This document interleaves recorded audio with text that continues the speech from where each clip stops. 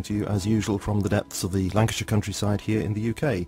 Today is the 25th of March 2015 and I am delighted once again to welcome back to the programme exactly 1 year, as it happens, after our previous conversation with him, Dr. Paul Craig Roberts, who of course is very widely known and indeed very widely respected and appreciated by listeners to alternative media. He's one of the most distinguished and highly sought after commentators on geopolitics and economic matters. He is the chairman of the Institute of Political Economy, with a career that spanned academia, journalism, business and public service.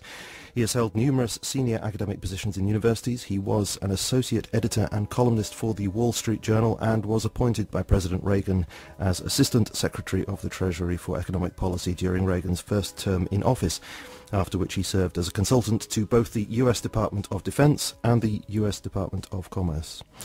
Dr. Roberts, thank you ever so much for joining us yet again on The Mind Renewed. It's wonderful to speak to you. That's always a pleasure to speak with you, Julian. Well, it really is great to be speaking with you again, because I know that people very much enjoy what you have to say. I mean, every time that you come on, I get emails from people saying that you've helped them to, kind of make sense of what's going on in this world, this, I have to say, increasingly mad world, as indeed you've been a help to me over the years. So I do thank you for the work that you've done and continue to do. But I mean, if I'm right, you did say a few years ago that you were retiring from all of this. So what is it that keeps you going? Well, I did try to retire. I resigned my syndications with Creators Syndicate in Los Angeles and retired, but I got chewed out by readers with thousands of emails, pleading, begging, denouncing. So I made a deal. I said, okay, I'm going to form up a website, and if you support it, I'll write. If you don't, I won't. And so far, they've been supporting it, and it's grown and grown. So I kind of got called out of retirement by my readers who refused to let go. So I decided if that meant that much to them, I should continue.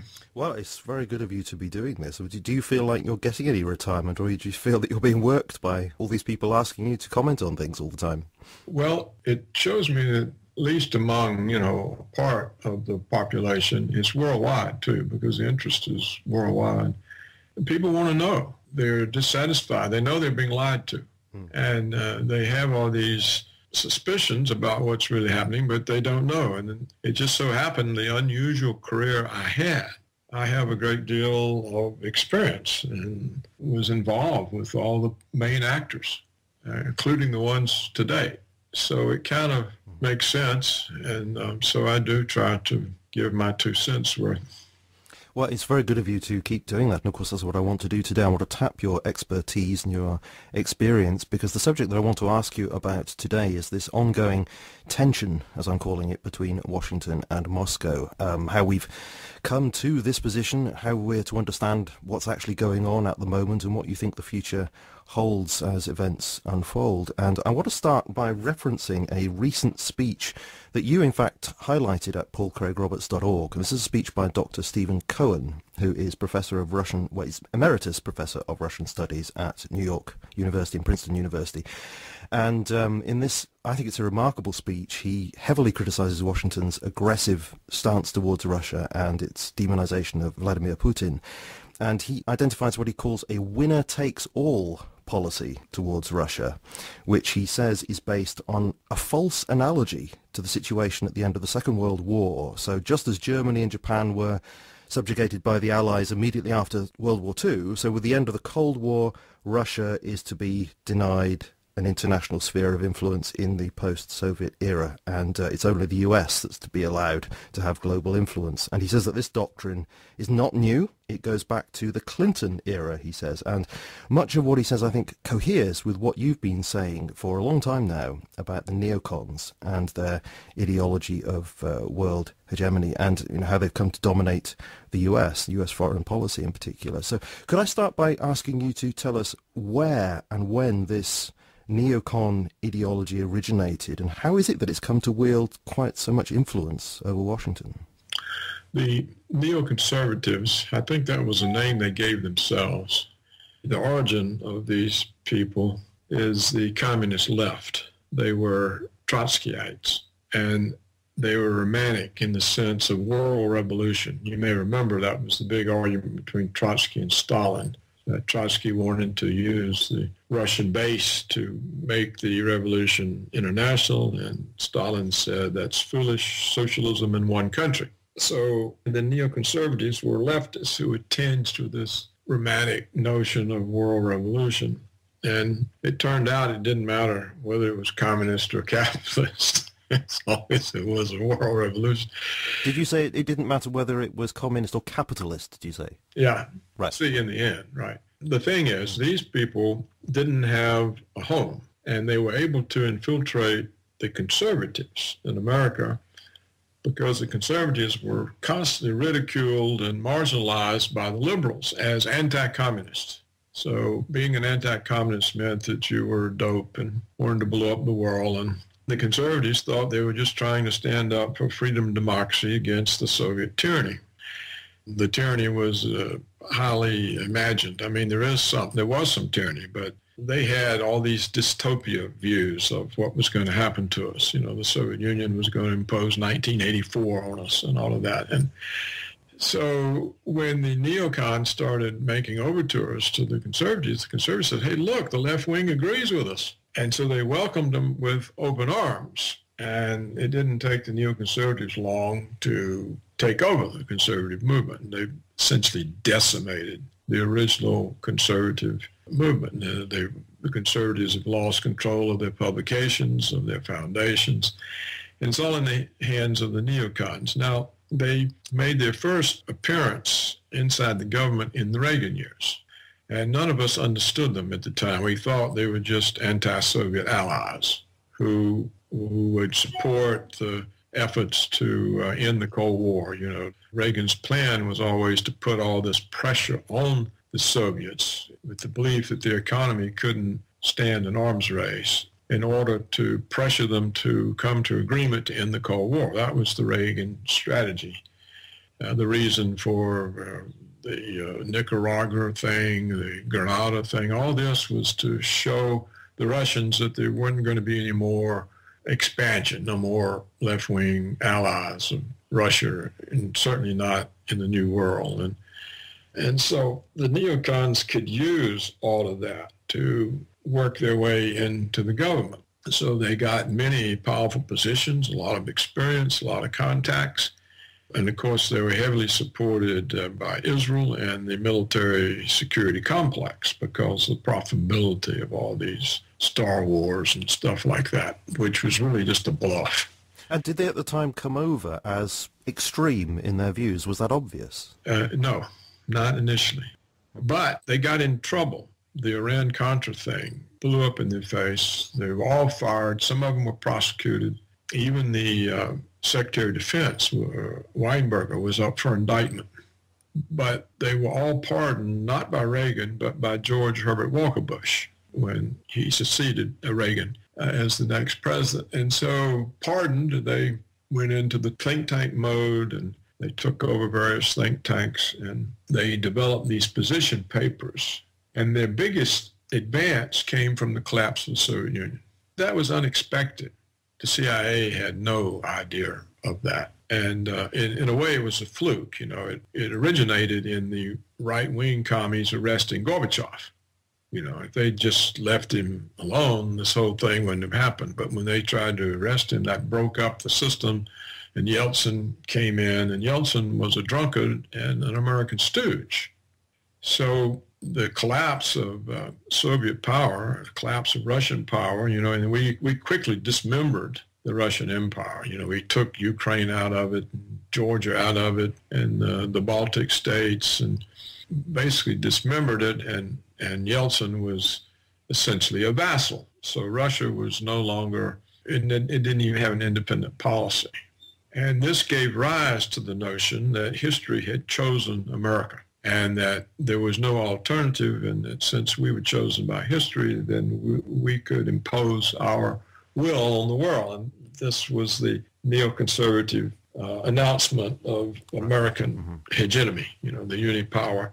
And they came up with doctrines, for example, the Wolfowitz doctrine, which said that the principal purpose of American foreign policy henceforth is to prevent the rise of any other state, such as Russia, that could in any way interfere with American purposes in the world. In other words, the United States was to have the ability for unilateral intervention anywhere. So this was in the 1990s that this was written? That was the early 1990s. I think the Wolfowitz Doctrine was 1992.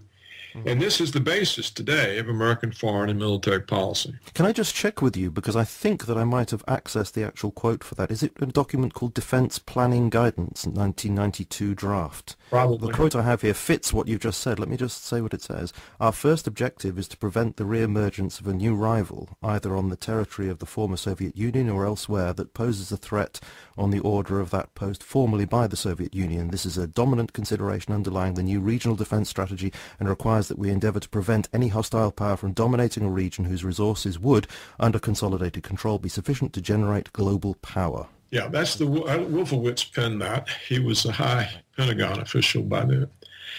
And you have to know what hostile power means. Hostile power means anybody who can have an independent policy. Right, okay. Yeah. It doesn't mean that they're going to attack us or get into conflict with us. It means that any country that's powerful enough to defend its interest.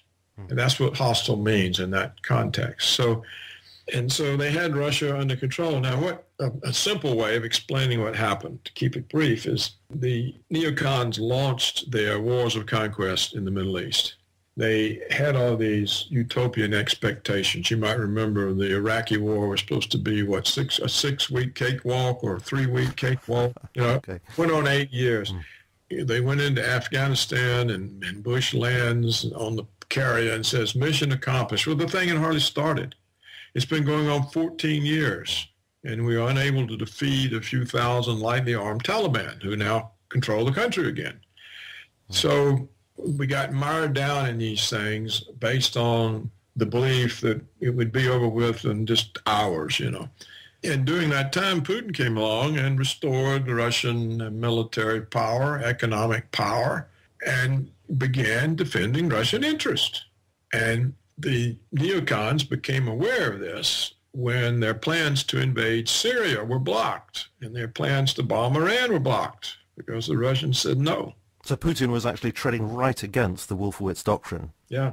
And so all of a sudden they realized that their first objective had been breached. Yeah. And so they instantly went into the anti-Russian phase, the denunciation of Putin. Until that time, he was very much liked and appreciated. He helped us when the Pakistanis blocked our troop movements into Afghanistan because we kept shooting up their country and not apologizing. He let us go in through Russia to Afghanistan. He supported all our anti-terrorist stuff. The Russians were being very cooperative, but it didn't mean they were going to just abandon their interest altogether. And so when they refused to do that, all of a sudden the Neocons went berserk and they said, look, we've made a mistake. Here they are. They're back. We got to do something about them. And that's where the Ukraine thing came from.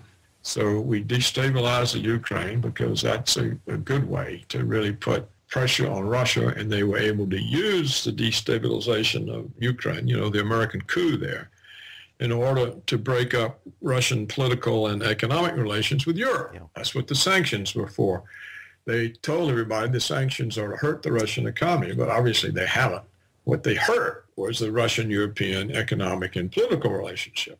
So Washington was mainly concerned that Europe would be pulled out of Washington's orbit by the developing economic and political relationships with Russia, particularly the Europeans' dependency on Russian energy.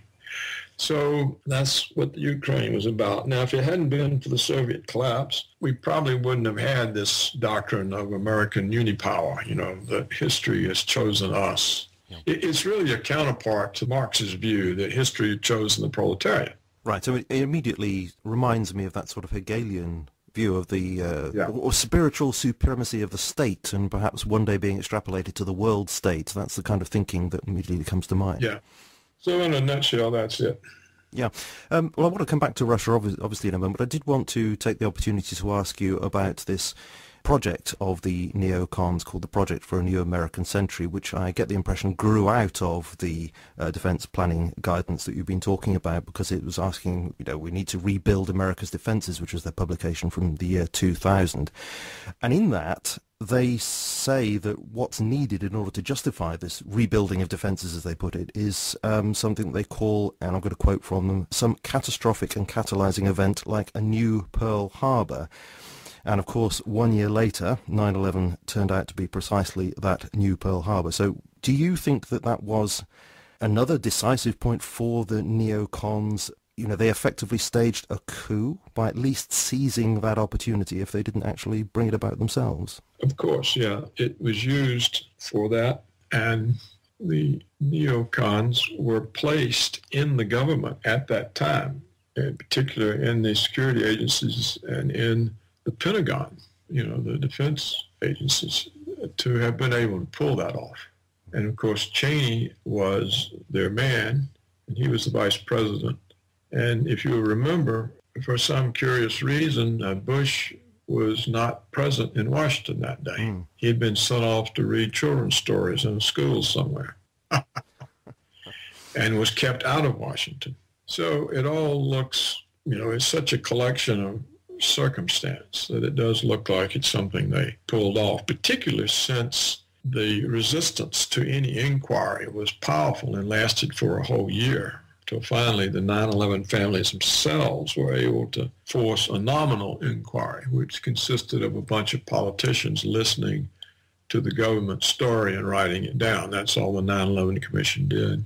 And the 9/11 Commission itself, both the chairman, the co-chairman, and the legal counsel have written books saying that they were lied to, that the 9/11 Commission was set up to fail, that they considered bringing felony charges against the government officials who had lied to them, and so on and so on. But it's never gotten any attention. It's quite an amazing thing when the chairman, co-chairman, chief legal counsel say that this whole thing was a farce and nothing happens. Indeed. Yeah. But would you say that that was the kind of turning point where that neocon ideology really took over the center of the American establishment? Because when I was listening to Crosstalk on RT, and there was a very good talk about what was going on in Russia, and one of the things that came up was this neocon matter, and they were saying on this program that, that it's influenced think tanks and academia and media and the corporate world. It seems like you don't get anywhere these days unless you sort of buy into that. They had already taken over. They had already taken over all that.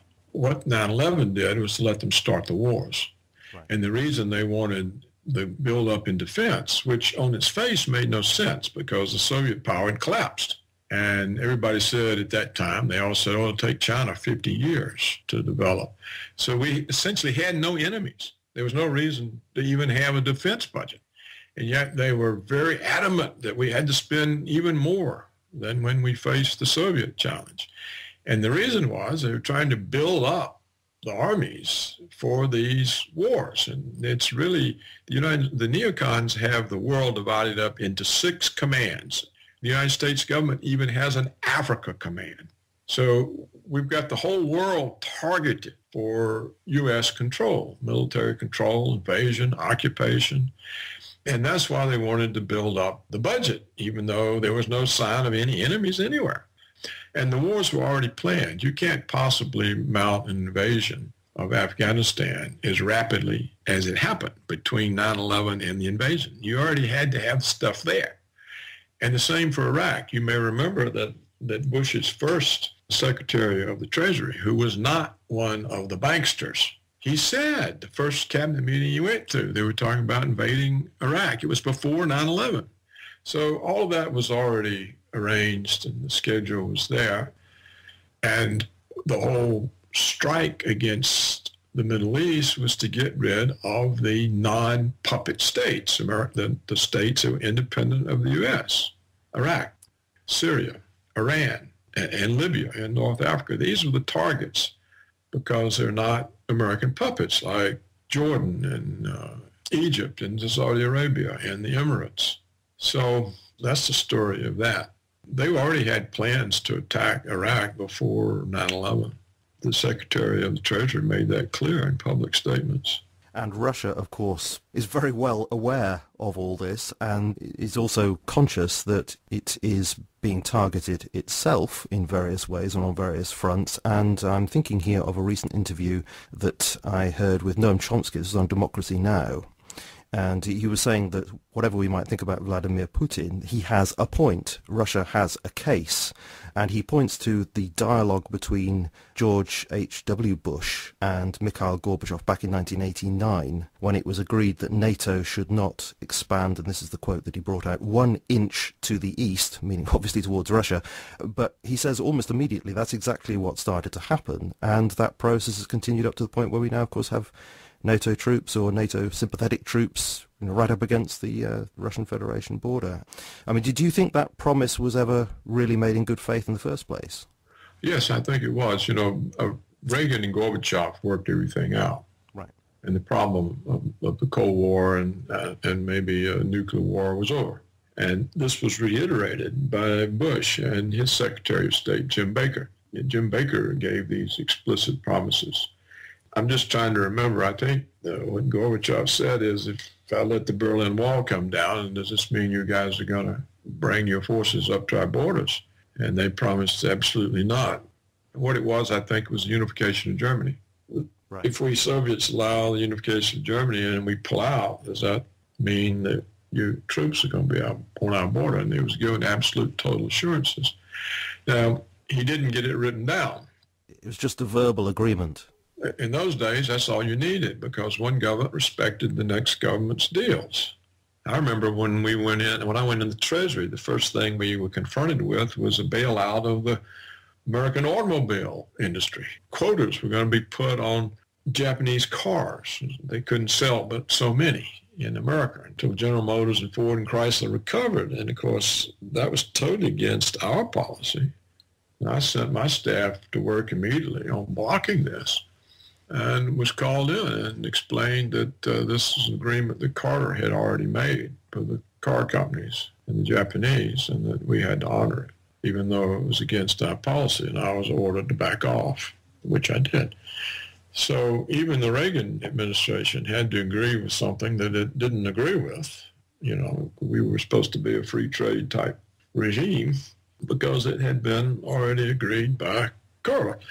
So normally, that's all it takes. And I think Gorbachev was simply delighted, like Reagan was, to have ended the conflict and didn't expect. Nobody knew about the Neocons.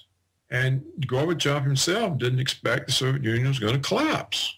It was his liberalization that caused the hardline commies to arrest him. That's what broke the system up. That destabilized everything. I mean, the system was failing economically, but it wasn't simply going to disappear. It was that stupid act by the hardline communists.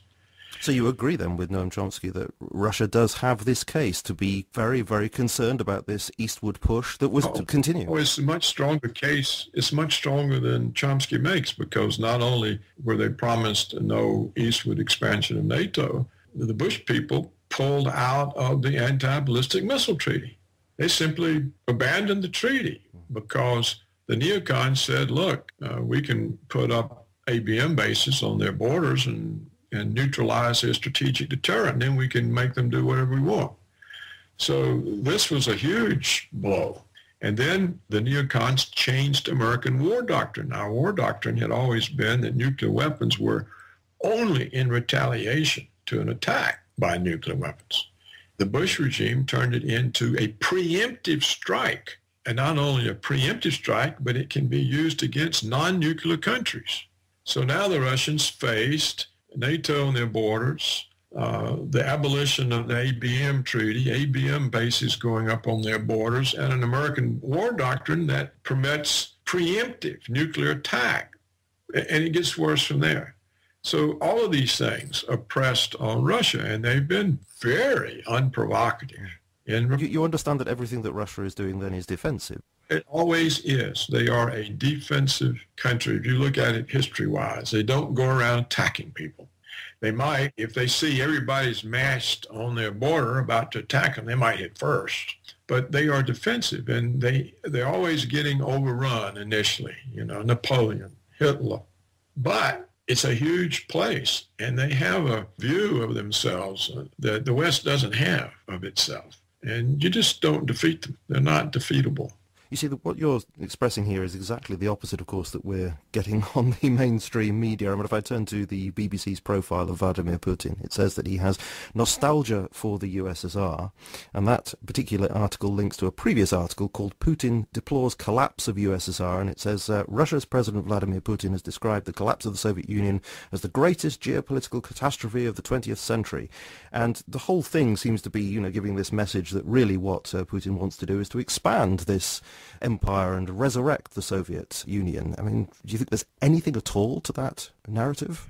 Yes, that's CIA propaganda, and they pay the BBC to broadcast it. Did you know about this book by the German editor of the big newspaper in Germany who said that he was paid by the CIA to publish under his name stories they handed him, and he said every important journalist in Europe is on the CIA payroll. Right. This is Dr. Udo Ulfkotter, is that right? Yeah, that's him. Yeah, and no one is, and if this isn't true, they could libel. He could be subject to libel. Nobody's brought a case. He says, "I'll welcome it. Bring the case. I can prove everything." And the BBC, what do? They just lie for the Americans. That's all they are. It's part of the BBC is part of the American propaganda ministry. It's not a news organization. It's a propaganda organization. What they say about Putin is a total lie. Look, remember a few years back when the Americans and the Israelis went in, trained the Georgian army, gave it its war plans, gave it the okay to attack South Ossetia. Now, South Ossetia is a breakaway part of Georgia. They didn't want to leave Russia.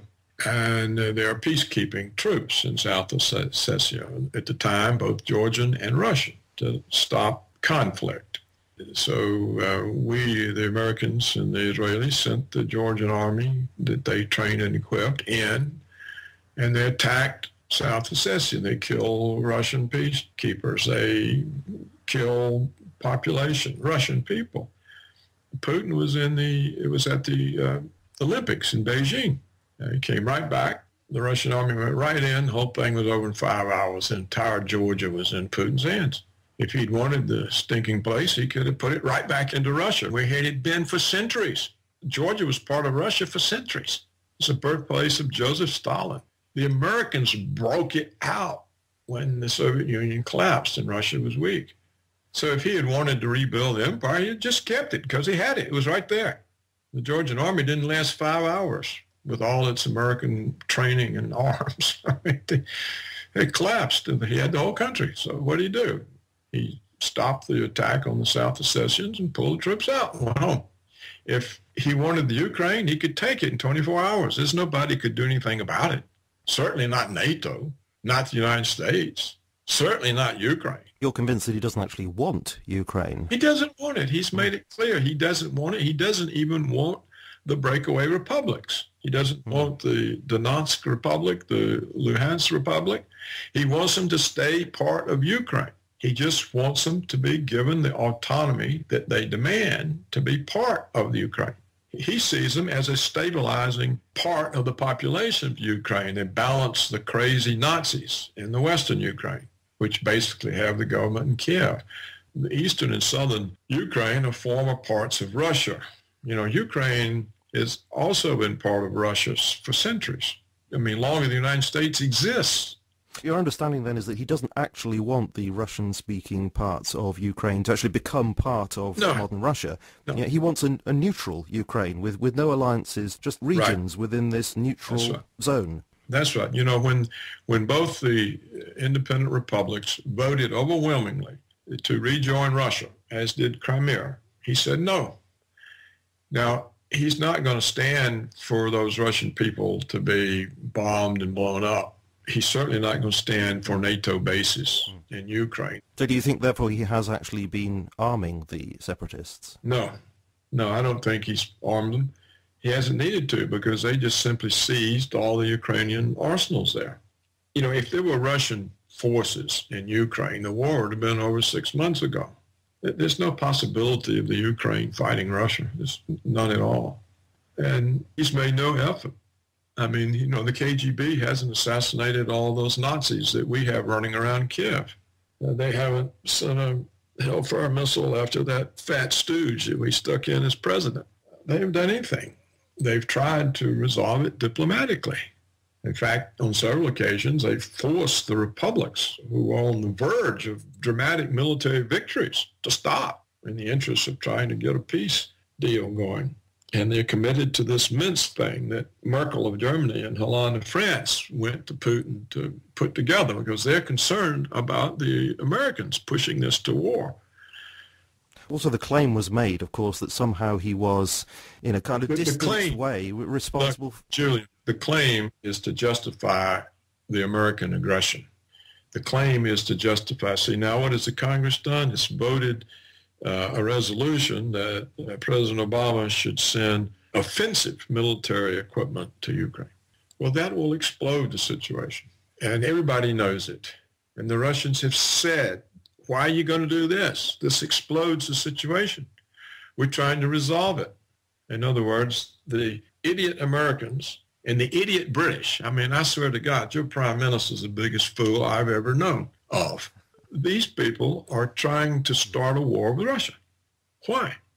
They can't defeat the Taliban, and they're going to take on Russia.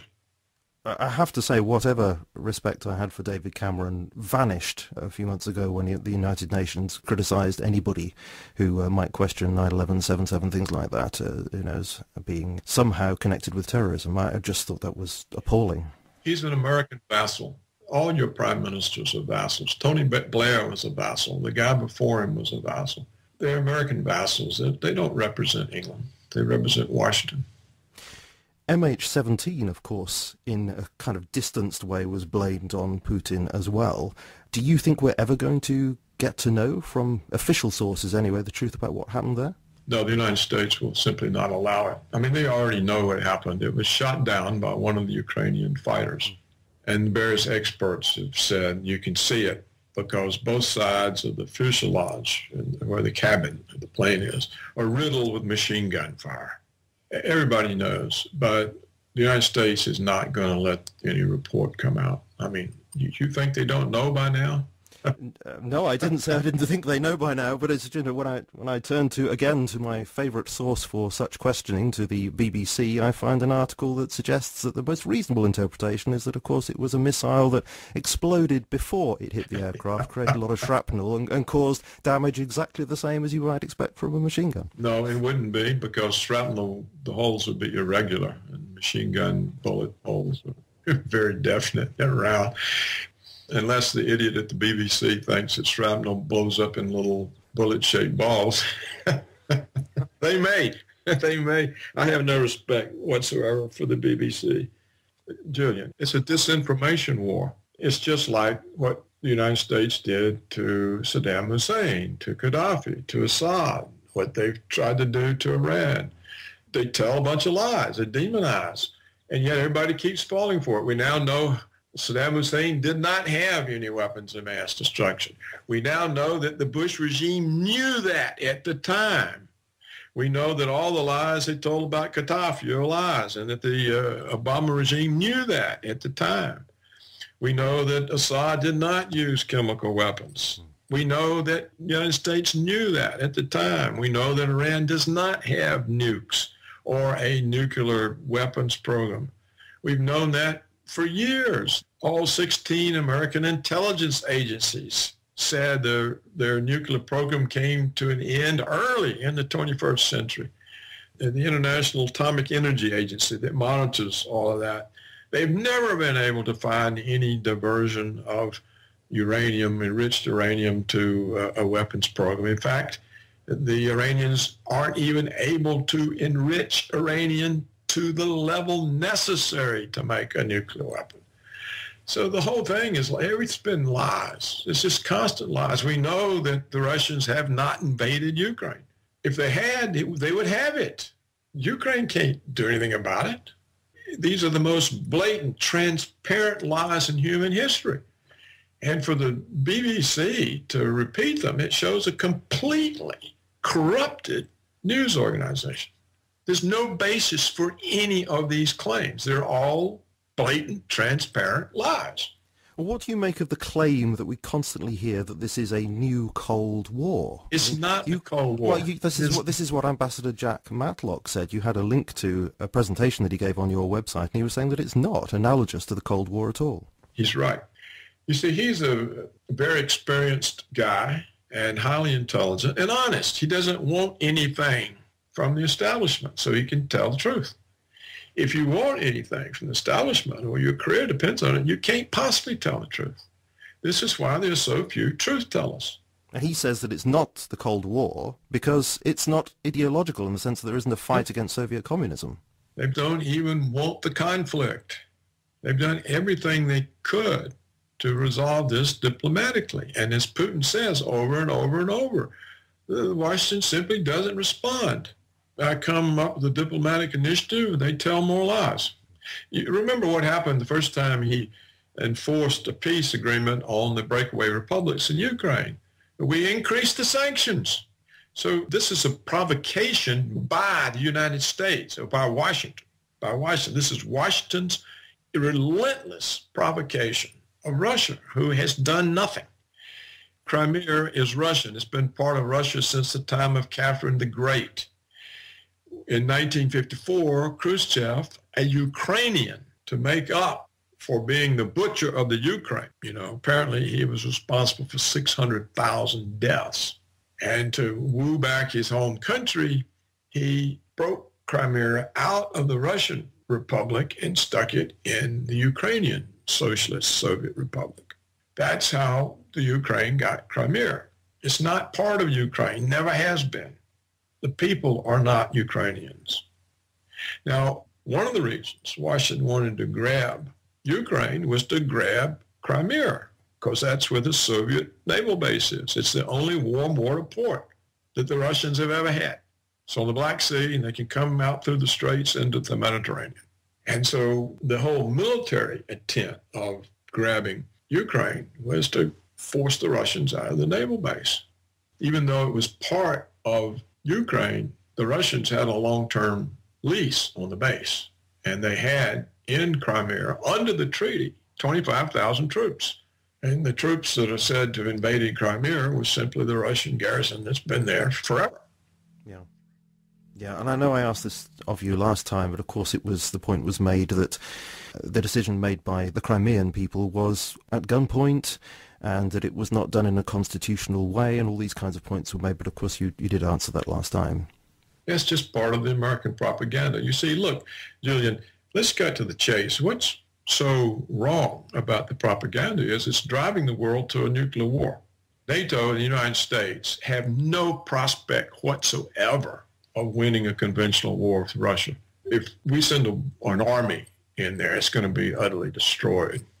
And so the humiliation of the defeat will cause Washington to move the thing nuclear.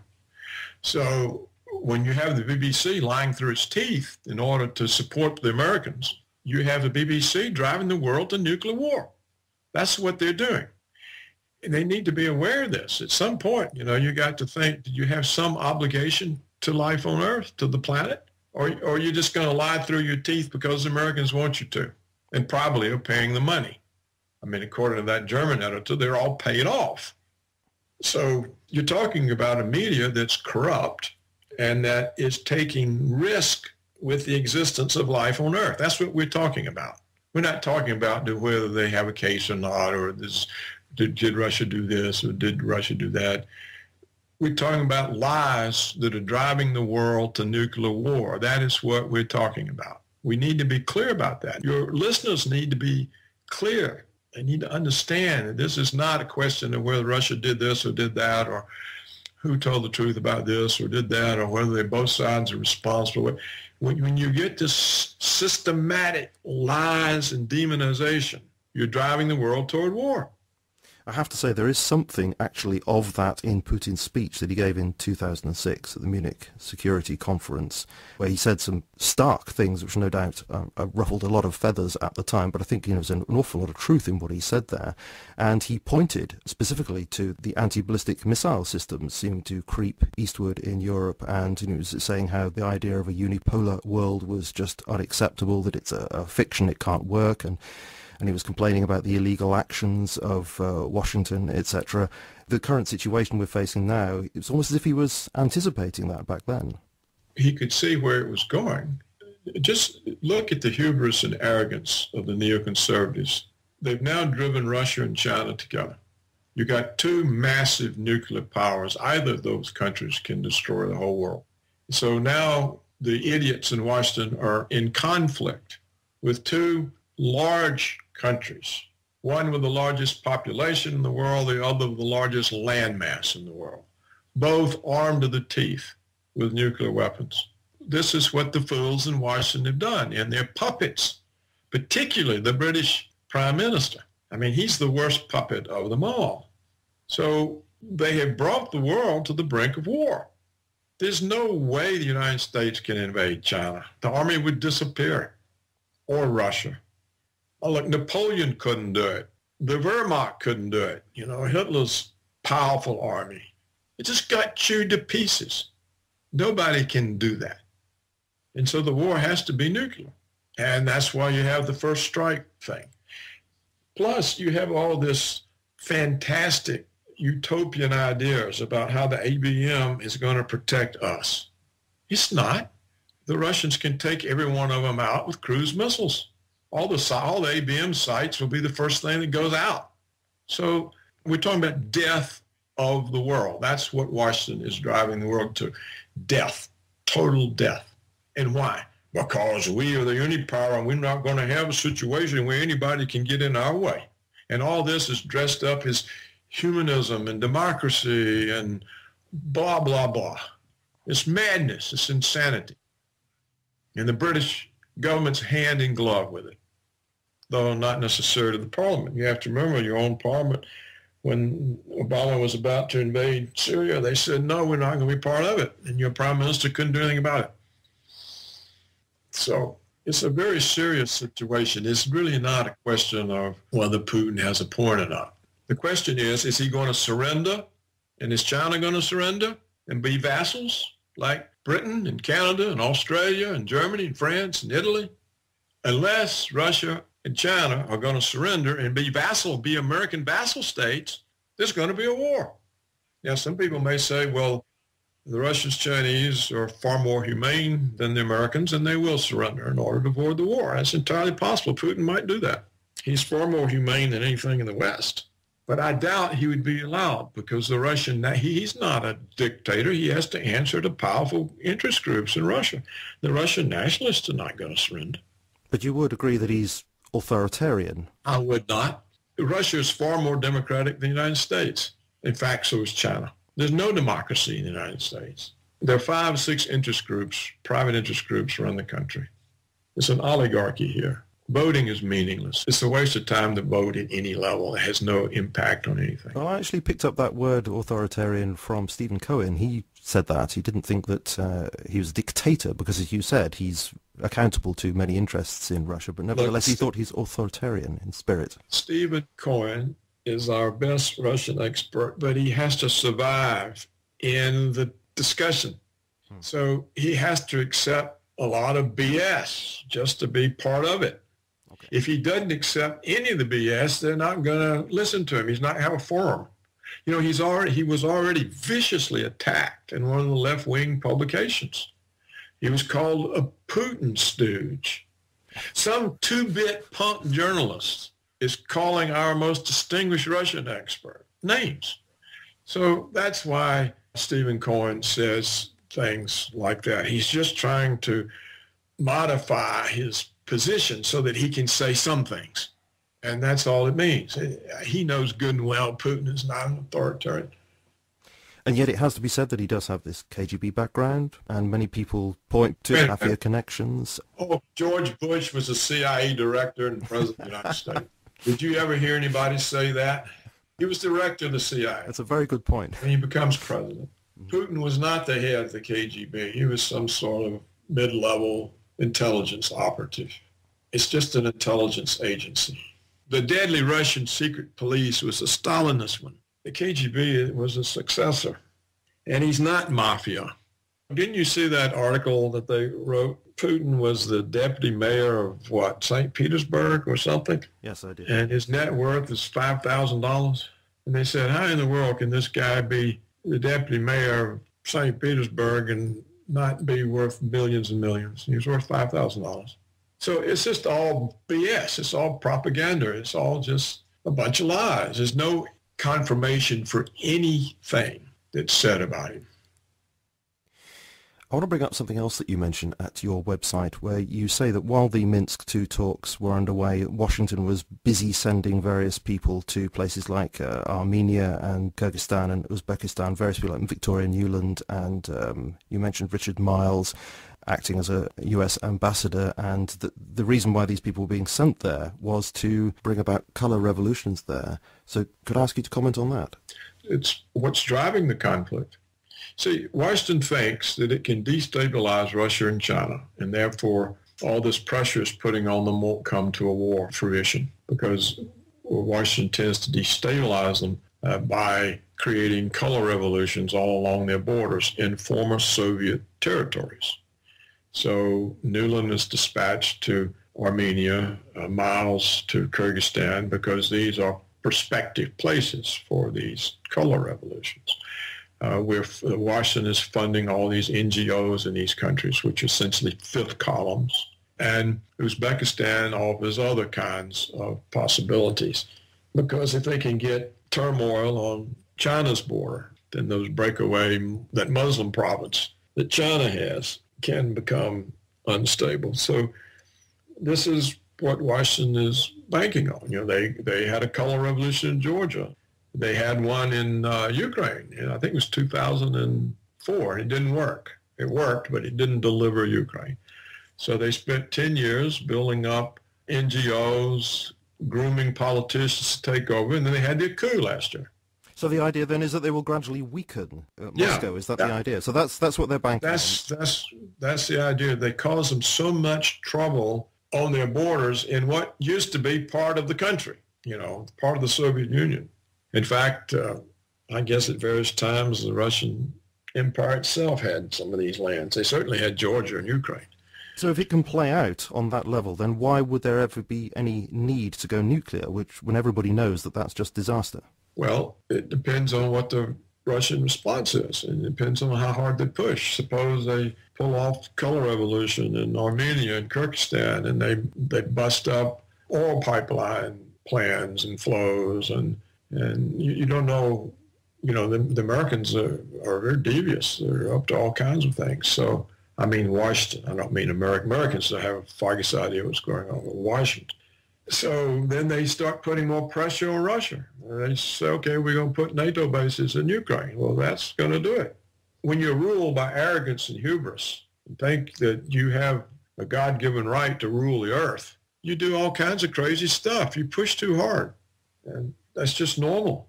You know, look how bullies behave. You know, eventually they find somebody they can't bully. So it's a dangerous situation, whether they destabilize Armenia and Kyrgyzstan or not. In fact, that just makes it more dangerous. It makes it more obvious to the Russians and the Chinese that they're targeted. Even their so-called liberal pro-American groups can't pretend any longer. You know, both countries have, both Russia and China have these pro-American groups there. They're assiduously cultivated by Washington. And the whole purpose is to cause more internal trouble. You may remember when Putin was reelected, we were able to call out that big demonstration in Moscow, claiming he had stole the election. There was no evidence whatsoever he stole the election. All the current polls showing he has at least 85% of public support as an indication he didn't steal anything. And yet we were able to put into the streets of Moscow tens of thousands of people making that claim. So both countries are infiltrated.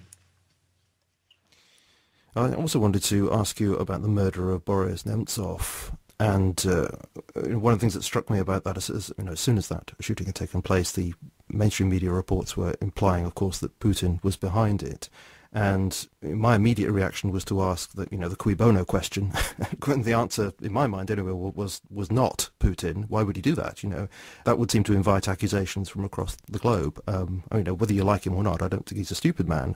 And yet, the very next morning, as I was watching Sky News, both the reporter and the interviewee were saying that there were really only a handful of reasonable possibilities, that Putin was behind it, that the ultra-nationalists inspired by Putin's Russia had done it, or business people whom Nemtsov had criticized had done this, and any other possibility was tagged with that phrase, conspiracy theory, conspiracy theories. There was 3 times in that conversation, I sat there thinking to myself that the most obvious possibility was that it was some kind of false flag event to be blamed on Putin, and apparently that was considered irrational, and I just sat there thinking this is just a crazy situation to be in. Do you think that's an irrational thing that I was thinking there?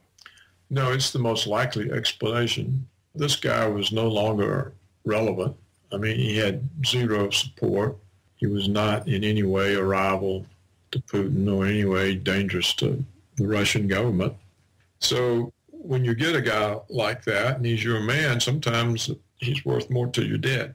So he could easily have been assassinated by the CIA. On the other hand, it could have been some personal business because, he was apparently a ladies' man, and sometimes the ladies were somebody else's. He may have simply just tread on toes of people who were a lot tougher than he was. Right, I wasn't asking you to say what it actually was. I just thought that it was at least rational to consider that it might have been a setup. Yeah, it's the first thing that comes into any experienced person's mind. The first thing. It's like you say, it's nonsensical for Putin to do it. Everybody knows that. It has an ounce of sense. So it was a propaganda show. It was a propaganda show no matter who did it. It doesn't mean just because it was a propaganda show that the CIA did it. Sure. It could easily have been he just crossed somebody that got tired of him, because he does seem to have been sort of full of himself and a ladies' man, and he was with some babe at the time it happened. It's just really not clear. I mean, it could have just been somebody settling the score. And I noticed actually in one newspaper there was a reference made to Litvinenko's wife. Somehow I think she was implying that Putin was behind it. Do you consider the Litvinenko business being dragged up again after all these years as also part of the propaganda? Yeah, it's part of the propaganda. Yeah. The propaganda didn't make any sense because, okay, Putin is a dictator or he's authoritarian. Well, if he wants to get somebody, he can just pick them up and frame them and put them in jail. He doesn't need to shoot them on the street. If he's so authoritarian, as the BBC and all these idiots say, then all these guys do is have him picked up and just present him with a charge. I mean, even the United States can do that. We pick up people all the time and present them with charges, and there's no evidence, and we hold them indefinitely. And we torture them. We torture them for years, and they're held indefinitely in torture, or we send a Hellfire missile to assassinate them, including American citizens. And instead of that, he does something which is the worst possible thing to do from the point of view of publicity. Yeah. If he wants the guy, he could just arrest him. Yeah. I'm sure they can find something he's guilty of. So it's unbelievable, because if he was any kind of a problem for Putin, they would have simply made a case against him. If Putin is this authoritarian figure. So you can't have an authoritarian dictatorial type that has to resort to surreptitiously killing somebody on the street. That's not what they have to do. Just pick them up. As I said, even the so-called American democracy can do that. So what could authoritarian Russia do? Do you think, nevertheless, there's some hope in Angela Merkel's distancing from Washington? I mean, there was that Der Spiegel article that was very critical of Philip Breedlove fairly recently, which was saying that he's very fear-mongering about Russia's alleged involvement in Ukraine, but there seems to be no evidence for the things that he's saying. And I noticed the comments were aimed at General Breedlove, but I'm picking up the vibes that really this is a distancing from Washington. Do you think there's some hope in that? Well, there could be. You see, Merkel is an American puppet, but she is also subject to other forces, other pressures. And there's a tremendous opposition inside Germany to this conflict with Russia. Yeah. The business community, which is influential, sees nothing in it except loss of profits, maybe another defeat at the hands of Russia. I mean, they haven't forgotten what happened to them in World War II. They don't want anything to do with conflict with Russia. The German intelligence agencies, they're the ones who made it clear that Breedlove was lying through his teeth and there was no evidence whatsoever for his provocative statements. So she's got her own intelligence service telling you these Americans are crazy, they're insane, they're going to get us in a war with Russia. You got the business people saying, how many hundreds of thousands of our workers do you want laid off, unemployed, because you're sucking up to the Americans? So she has that counter pressure. And so she's having to adjust to that too. Where she comes out in the end, I don't know. We'll see. But do you think there's a chance that Europe itself might be moving away from Washington in this respect? Because I understand that there's opposition to the renewal of sanctions against Russia coming from places like Spain, Greece, Cyprus, Bulgaria. Do you see some hope in that? You can see hope in it. It really just depends on how much blackmail Washington has. I mean, you know, what the whole purpose of the NSA spying is to be able to blackmail every leader in the world. And when they're even listening to their personal cell phone calls, and they've got everything on everybody. So it really depends. So or it may come down to threats. You know, if it looked like Germany was, Merkel was going to take Germany out of NATO, she'd probably be assassinated. Well, I did wonder if there was a veiled threat. I heard it was George Friedman of Stratfor, who heads up Stratfor, in a video that I saw recently. He was saying that something like Europe doesn't exist anymore. I think this was around the same kind of time as Minsk II. And he said that we have a relationship with France or something. He said, but basically Europe's of no interest kind of thing. And I just wondered if that was reflecting, whether it was in fact some kind of threat there. I don't know. There's always a veiled threat. And I think what he was saying is that Europe has been an American vassalage since 1945 and knows no other way of existence. The only country that has had an independent foreign policy in Europe was France under de Gaulle. All the other countries, I mean, England doesn't have an independent foreign policy, or Germany or Italy or Spain. They all do exactly what Washington tells them to do. So do you think his was a kind of warning to say, don't think independently? I think they never allowed to forget it. Don't you remember, I think it was last year sometime, there was some talk, both Germany and England, or England and one other country, I think it was Germany, but England, of leaving the EU. And an assistant secretary somewhere called up and told the governments that they better not say that anymore. It wasn't in America's interest. It was even reported in the prostitute media. So when you have an assistant secretary of somewhere, state or defense or wherever it was, they can call up and tell so-called sovereign governments that they can't even mention possibility of leaving the EU and shut up. How much independence these countries have? None. Now, are they going to find it? That's the question. Here's the question that you're really asking me, and that is, are the Americans putting so much stress on Europe by driving them into conflict with Russia that they can see no future in, that they actually break up from America? And yes, there is hope for that. There is hope that the Americans are pushing their vassals too much against their vassals' interest. Too much can lead them to say, well, you know, this doesn't serve us any longer. And whatever the cost, we're stopping it. So yes, there is hope, and that's why I say the danger and the hope both come from the arrogance and hubris of Washington. Yeah, but I want to ask you about that, because if you do see there's some hope that Europe would disengage from this, it's interesting that I mentioned George Friedman, of course, this head of Stratfor, and he wrote a piece last year called From Estonia to Azerbaijan, American Strategy After Ukraine, and he was envisaging an alliance of nations stretching from Estonia in the north through a string of nations, Latvia, Lithuania, Poland, Romania, right down through to Georgia, Azerbaijan, which we say would be a kind of buffer against, as he sees it, Russian expansionism. And he was saying that that would have to be independent of NATO because Europe wouldn't be committed enough to that. So it would be essentially a US-funded and supported alliance of nations. So I was wondering whether he's actually got that kind of view actually in his mind there, that maybe Europe might not support this. That's the Neocon plan. It's even consistent with Brzezinski. His view was pre-Neocon. It wasn't as drastic. And when they say it's alliance of nations, that's just cover. It is a puppet arrangement. And it's not to block Russian expansion. It's to advance Washington's expansion. Mm-hmm. Russia's not expanding anywhere. Well, I did say as he sees it. Yeah, well, as he sees it. Yeah. Well, he doesn't see it that way either. That's as he says it in order to hide what's really happening. They pretend that Russia is expanding and they have to organize the world to contain Russia. But what they're really doing is organizing the world to serve Washington. Okay, but what I found interesting about the way he put it was that he seemed to not exactly factor Europe out altogether, but limited the role of Europe, as if Europe was saying, well, we can't go that far, we're standing by the way. But he was saying the US would continue to fund this strip of nations without Europe, effectively.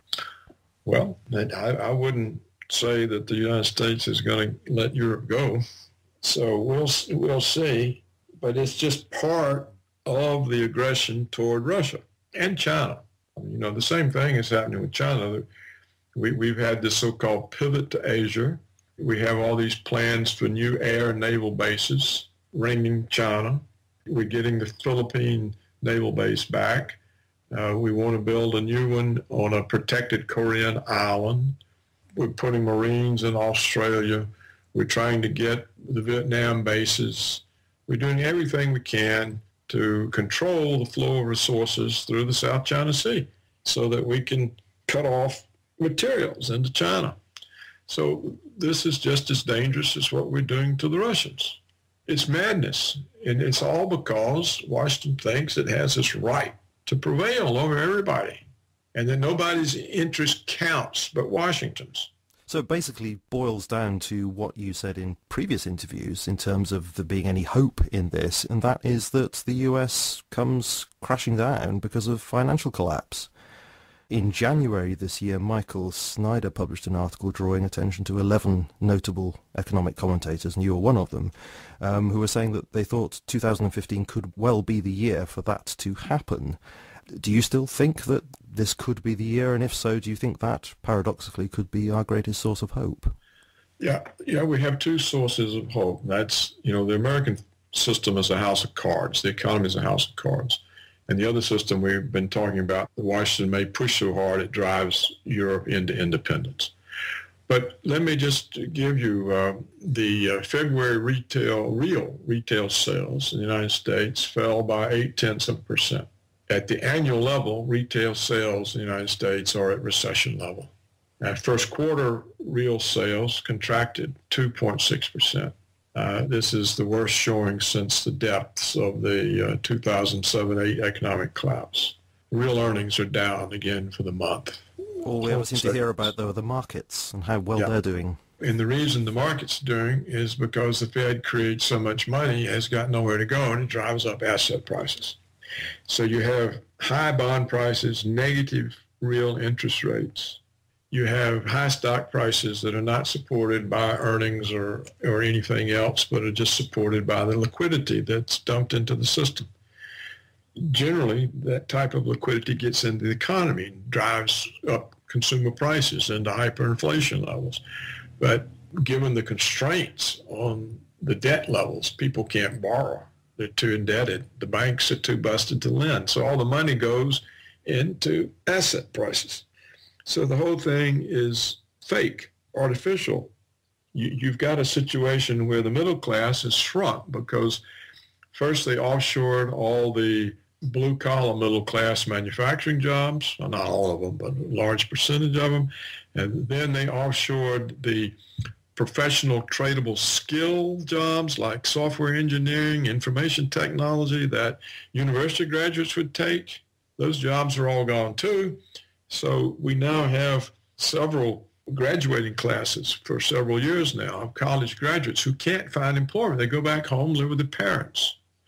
So you have a university-educated population that's like used to be in India. They get jobs as waiters, as bartenders, as cab drivers. They can't form households on the income, so they can't buy houses. They can't get married. They can't buy home furnishings. They can't buy appliances. So there's no consumer basis for the economy. We see large retail stores closing down in these big chains like Sears, J.P. Penney, We see even the dollar stores in trouble. We see the massive shopping centers losing what are called anchor stores. That is the big retailer that occupies the biggest space in the shopping mall. All kinds of these problems everywhere. We see a continuing decline in the labor force participation rate. And the conservatives say, well, it's just because they can get so much welfare and they don't want to work. That's all BS. There's no jobs for them. They search and search and search. They can't find a job. They give up. They're no longer counted as unemployed. So we have a very curious situation where the unemployment rate has come down hand in hand with a decline in the labor force participation rate. So there's no economy here. It's not anything here. We have massive budget deficits. There's no way to close them. They're talking about taking away health care benefits, cutting back Social Security pensions, and also they can go on with their endless wars. So there's no economy here. It's all held together with rigging. And they keep the dollar up because they got the Japanese central bank printing money. They've got the European central bank printing money. Those are the other two big currencies. So if they're all printing too, the dollar doesn't look bad. Yeah. So yeah, you could have a collapse. Yeah, and everything you've described to me there is described by the mainstream as recovery. We're constantly told how the U.S. is recovering. They produce the recovery by not counting unemployment, and they produce the recovery by not counting inflation. So they just don't measure either one. The unemployment number of 5.6% or whatever it is counts no discouraged worker. And there are millions of discouraged workers. And the inflation, well, the way they measure inflation, if the price of something goes up, they throw it out of the index and put something in that's cheaper. If the price of something goes up, they say it's not a price rise, it's a quality improvement. They don't count it. Right. So that's how they get low inflation. And they get low unemployment by not counting anybody that hasn't searched for a job in the last 4 weeks. So if you've been searching for a job for 4 years and can't find one, and you haven't searched in the last 4 weeks, you are not counted as unemployed. So the figures are useless. That's what they use to claim that there's a recovery. There's no other figures that support recovery. Not home sales, not median family income, not retail sales, not housing starts. Nothing supports the image of recovery. It's just more propaganda. So you're characterizing this as a house of cards, and you're saying that there's every possibility that it could in fact be this year that house of cards collapses. Now, if it does, then of course, as you said in a previous interview, that would would it bring the wars to an end? Would they no longer be able to finance those wars? And what would happen at home? How would people cope with such a collapse? I don't know. You see, we now have a militarized police, and this new Nazi Gestapo department called Department of Homeland Security, which is a federal thing, it now has the very unusual and probably unconstitutional right to take over state and local police forces. And according to government contract documents, Washington has spent $385 million on Halliburton building detention centers. So I have no idea. It's an amazing situation. And then, and I don't know if this is true, but the other day on Alex Jones, they've published a report that they now have documents that the United States Army has plans to occupy Texas and Utah because they have so many libertarians and so many people alienated from Washington. This may all just be nonsense, but it fits the whole pattern that we see of all kinds of expansion of federal police, military powers over the population. You can go into small towns now, and the local police have tanks, armored personnel carriers, helicopters, rocket-propelled grenades. It's an amazing thing. Just small little country town police forces. So why did they have all this? There's no reason, but they have it. Well, I was speaking, was it last year or the year before, to a lawyer called Kurt Haskell, who had seen he believed to be a false flag event, and he was saying how he thought that this build-up of the police state that he said was going on in the US was so bad that he was going to get out of the country, and I believe he has done now. Yeah, a lot of people want to get out, and They think about it and they tell me I should.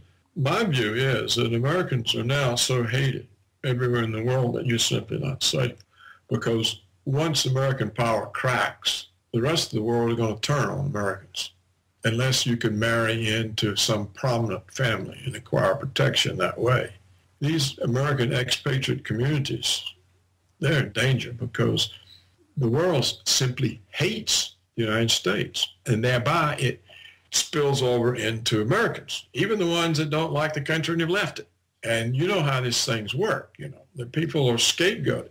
And the minute the United States looks like it's not able or willing to protect these expatriate communities, people are going to turn on them. They're going to be scapegoated, particularly if we use nuclear weapons on somebody, or we overthrow Venezuela or Bolivia or Ecuador or Argentina, as we're trying to do. Americans are not going to be safe. They're not going to be safe here, but they're not going to be safe anywhere else either. Well, you've answered my question as regards the domestic situation if there's a collapse. What about the international situation? Do you think the wars could continue if they couldn't be financed in the traditional way? I don't think the wars can continue if Europe would put its foot down, because Washington has to have cover. If it doesn't have cover, it's a war criminal. And so that's why we always go to all this extreme length to get a coalition of the willing or NATO. Or it's a way of justifying what under the Nuremberg standard is a war crime punished by death. So as to avoid that type of charge, Washington organizes its puppets, the stupid Prime Minister of England, the Chancellor of Germany, the President of France, the rest of these puppets. What interest does Europe have in defending Georgia, somewhere way off in the Caucasus? None. What interest does Europe have in the former Soviet Central Asian republics? None. But why are they mobilized for this type of thing? So if the Europeans just said no, or they said, you know what, we think NATO's a bigger danger to us than the Russians are, which it is, because the Russians are not going to attack Europe, but NATO may get pushed into conflict with Europe. So if the Europeans could just find an ounce of intelligence and an ounce of courage and just say no, put the foot down, then how's Washington going to go forward with this? They wouldn't even have any staging grounds for their armies to push them up against the Russian borders. The whole thing would be over with. I mean, really, NATO needs to end. I wrote several years ago, there's no need for NATO. If it didn't exist, we wouldn't be facing the prospect of a nuclear war. There wouldn't be any conflict. The United States couldn't do any of these things. It has to have this cover. It gets the British to go fight for it in Afghanistan and in Iraq. What in the world is that in Britain's interest for? None. And do you see any movement in this direction? Do you see any of these hopeful signs, what we've been talking about? The only movement we've seen, Julian, it's Hollande and Merkel going to Putin and dragging along the puppet in Kiev and working out the Minsk agreement. And so the Russians are keeping to it, the breakaway republics are keeping to it, but we don't let Kiev keep to it. We keep telling the puppet, no, no, no, and they keep breaking and breaking and breaking. And so what's going to happen? The telling tale will be whether Merkel and Hollande say something about this and simply say that Washington has to quit trying to break up this agreement or we're leaving NATO. Or they have to tell the Washington puppet in Kiev that you do stay to this because now you answer to us, not just to the Americans. How likely do you think any of that is? I don't know. It depends on what threat Merkel and Hollande perceive from causing a war with Russia. If they think that the idiot Americans are going to force them into a war with Russia, they're likely to break away, even if they can be blackmailed. But if they think that, well, tomorrow the Americans will change their mind and they don't, but they think, well, the next week they will, or the next month, or we'll stay with this, and if we break, we'll lose our influence. As long as we're cooperating with Americans, we can still talk to them. You never know what kind of delusions people work themselves into, do you, Julian? I mean... No. So the picture I'm getting is the whole thing is on knife edge. It's on knife in various ways. Yeah. a movement in the way that you've just described, or a knife edge that moves over into a first strike, or a knife edge of the economy in the US, and you just don't know which way it's going to go. That's right. Flip. We don't know. There are potentials for disaster, and there are potentials for the empire to break up, the American empire to break up. Now, that's a term that Americans don't understand. If I mention the American empire, they don't have, like I say, what are you talking about? What empire? What do you mean? We don't have an empire. They think you're some kind of a nutcase, or they say, well, you must be anti-American. We don't have empires. That's certainly a great difference from here. There is a consciousness of the American empire, for sure. Well, you've experienced it for years now, haven't you? Decades. I mean, you've probably had 3 generations of people moving through the American empire. Well, I mean, I'm going to say it's been a pleasure to speak with you, Dr. Roberts. I mean, in one sense, it has, because, you know, it's great to hear your view on things and the way in which you do make so much sense out of what's happening. I mean, you watch the mainstream and, you know, you're just insulted over and over again in various ways. So it is a great pleasure to speak with you because of your clarity and your experience on these things. But then, on the other hand, there is this...